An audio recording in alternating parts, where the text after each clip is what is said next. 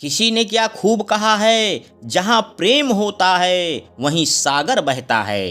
प्रभु भी वहीं बसते हैं और वहाँ रिश्ते भी अपने आप ही बन जाते हैं। ये प्रेम ही तो है जो हम आपको रोज याद करते हैं, क्योंकि मनुष्य के जीवन में प्रेम ईश्वरीय देन है। अतः प्रेम से बढ़कर कुछ भी नहीं है। प्रार्थना और ध्यान इंसान के लिए बहुत ही जरूरी है।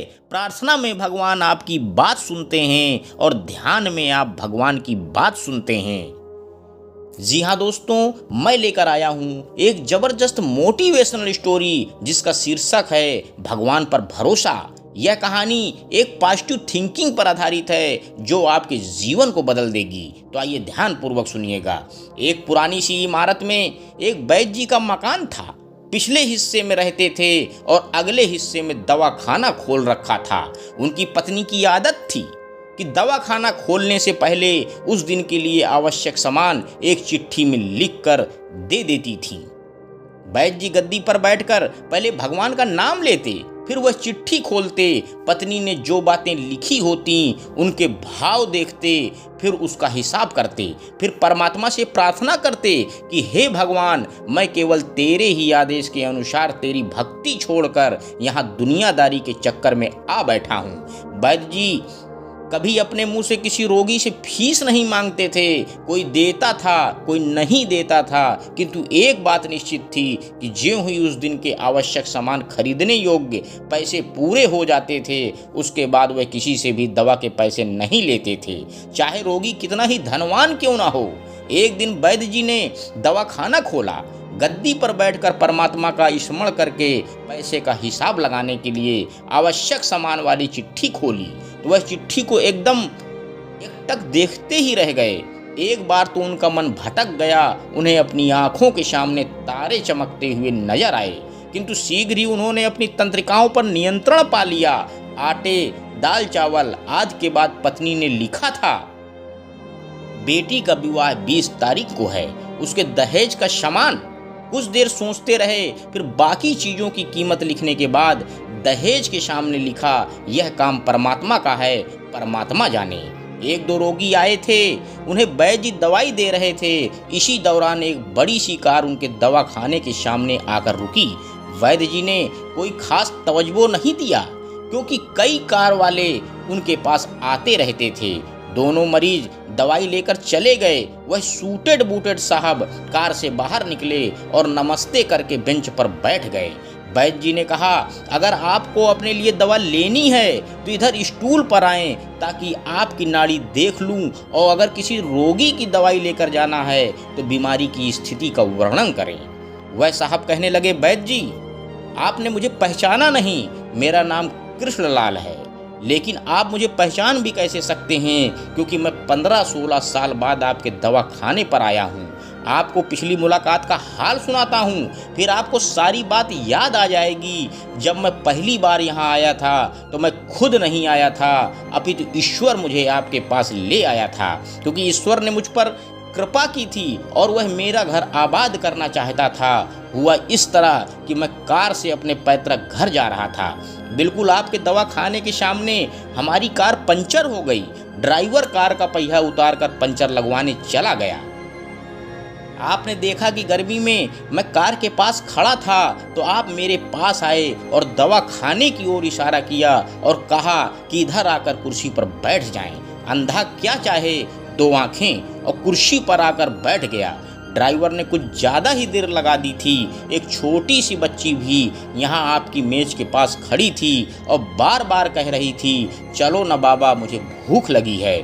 आप उससे कह रहे थे कि बेटी थोड़ा धीरज धरो, चलते हैं। मैं यह सोचकर कि इतनी देर से आपके पास बैठा था और मेरे ही कारण आप खाना खाने भी नहीं जा रहे थे, मुझे कोई दवाई खरीद लेनी चाहिए ताकि आप मेरे बैठने का भार महसूस न करें। मैंने कहा, वैद्य जी मैं पिछले 5-6 साल से इंग्लैंड में रहकर कारोबार कर रहा हूँ।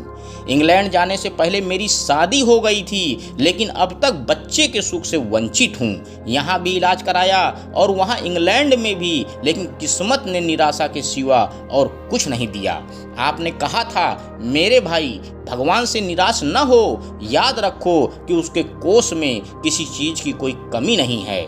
आस, औलाद, धन, इज्जत, सुख दुख, जीवन मृत्यु सब कुछ उसी के हाथ में है। यह किसी वैद्य या डॉक्टर के हाथ में नहीं होता और न ही किसी दवा खाने में होता है। जो कुछ होना होता है वह सब भगवान के आदेश से होता है।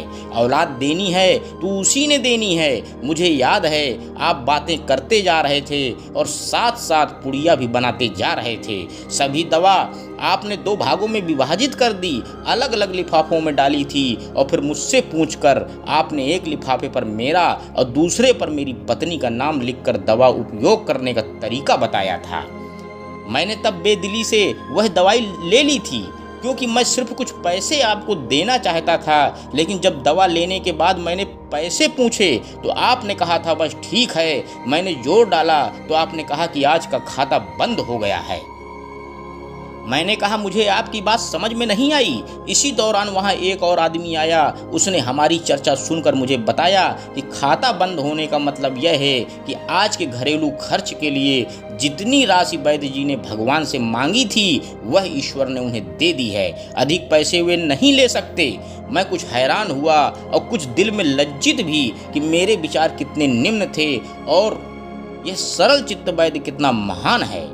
मैंने जब घर जाकर पत्नी को औषध दिखाई और सारी बातें बताई तो उसके मुंह से निकला कि वो इंसान नहीं कोई देवता है और उनकी दी हुई दवा ही हमारे मन की मुराद पूरी करने का कारण बनेगी। आज मेरे घर में 2 फूल खिले हुए हैं। हम दोनों पति पत्नी हर संभव आपके लिए प्रार्थना करते रहते हैं। इतने साल तक कारोबार ने फुर्सत ही न दी, स्वयं आकर आपके धन्यवाद के 2 शब्द ही कह जाता। इतने वर्षों बाद आज भारत आया हूँ और कार केवल यहीं रोकी है। वैद्य जी, हमारा सारा परिवार इंग्लैंड में सेटल हो चुका है। केवल मेरी एक विधवा बहन अपनी बेटी के साथ भारत में रहती है। हमारी भांजी की शादी इसी महीने की 21 तारीख को होनी है। न जाने क्यों जब जब अपनी भांजी के भारत के लिए कोई सामान खरीदता हूँ तो मेरी आंखों के सामने आपकी वह छोटी सी बेटी भी आ जाती है और हर सामान मैं दोहरा खरीद लेता हूँ, क्योंकि ये सब सामान भात में लगना है। मैं आपके विचारों को जानता हूँ कि संभवतः आप वह सामान न लें, किंतु मुझे लगता था कि मेरी अपनी सगी भांजी के साथ जो चेहरा मुझे बार बार दिख रहा है वह मेरी भांजी ही है। मुझे लगता है कि ईश्वर ने इस भांजी के विवाह में भी मुझे भात भरने की जिम्मेदारी दी है। वैद्य जी की आंखें आश्चर्य से खुली की खुली रह गईं और बहुत धीमे आवाज में बोले, कृष्णलाल जी, आप जो कुछ कह रहे हैं मुझे समझ में नहीं आ रहा है। ईश्वर की क्या माया है। आप मेरी श्रीमती के हाथ की लिखी हुई ये चिट्ठी देखिए। और वैद्य जी ने चिट्ठी खोलकर कृष्णलाल जी के पकड़ा दी। वहां उपस्थित सभी यह देखकर हैरान रह गए कि दहेज के सामान के सामने लिखा हुआ था, यह काम परमात्मा का है, परमात्मा जाने। कांपती सी आवाज में वैद्य जी बोले, कृष्णलाल जी, विश्वास कीजिए कि आज तक कभी ऐसा नहीं हुआ कि पत्नी ने चिट्ठी पर आवश्यकता लिखी हो और भगवान ने उसी दिन उसकी व्यवस्था न कर दी हो। आपकी बातें सुनकर तो लगता है कि भगवान को पता होता है कि किस दिन मेरी श्रीमती क्या लिखने वाली है, अन्यथा आपसे इतने दिन पहले ही सामान खरीदना आरंभ न करवा दिया होता परमात्मा ने। वाह भगवान वाह, तू महान है, तू दयावान है। मैं हैरान हूँ कि वह कैसे अपने रंग दिखाता है। वैद्य जी ने आगे कहा, एक ही पाठ पढ़ा है कि सुबह परमात्मा का आभार करो, शाम को अच्छा दिन गुजरने का आभार करो, खाते समय उसका आभार करो, सोते समय उसका आभार करो। धन्यवाद दोस्तों, मेरे YouTube चैनल को लाइक व सब्सक्राइब करें। आपका हर पल मंगलमय हो।